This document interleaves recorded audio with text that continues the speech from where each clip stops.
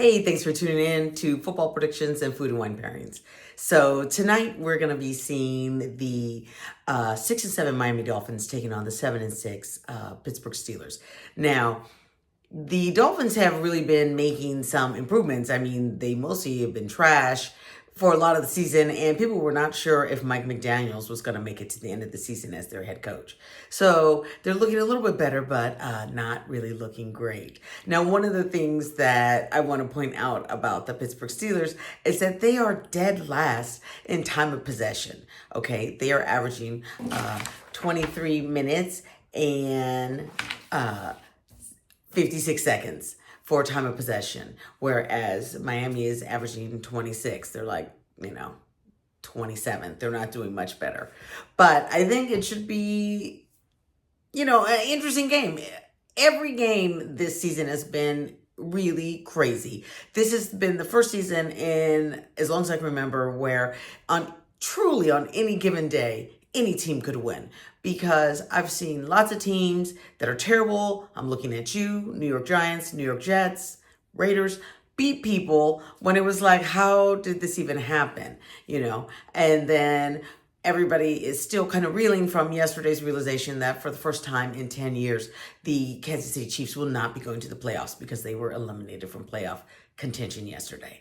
So it's like this season has been excellent if you're looking for parity. And, I think that is the one thing that the NFL really is able to do better than other leagues, even with the NBA's ability to have one player come in and impact a game a lot more, but because of the way they have the draft lottery set up, it doesn't really always work out.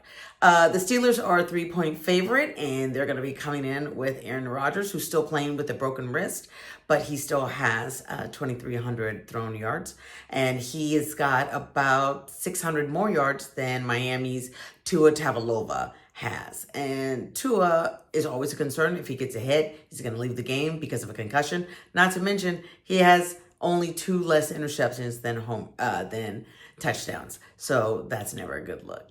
Now, you're probably looking at me and being like, hey, it looks like that lady is wearing 2 coats. And actually I am, because it's particularly cold here in Northern California. And so I'm kind of dressing for the weather. And to go with this weather, I am drinking a kind of a heavier red wine. Now, it's December, so we're getting a lot of people that are visiting, and I'm going to a lot of different events. And so I'm going to really kind of be focusing on wines that I've received as gifts, or that, people were like, hey, you should try this. And so today's wine is from Napa Valley, California, and it is OPC from Bono Cristiani, and this is 2023 OPC. This is what they call their proprietary red blend, and this particular bottle, 2023, is their 25th anniversary of the red blend.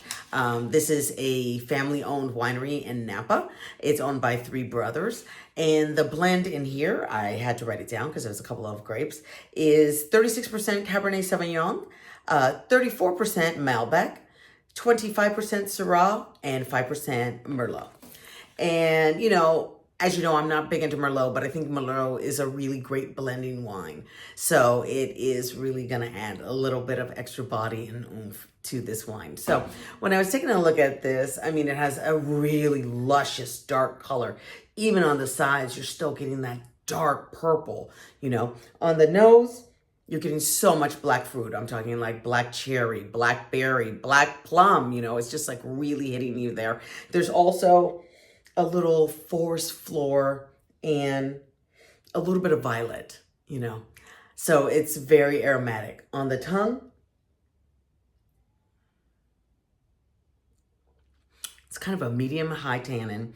All those black fruits are hitting you, especially the plum. It's coming through so strong, There's also the taste of the cherry, a little bit of leather, and a little bit of stone.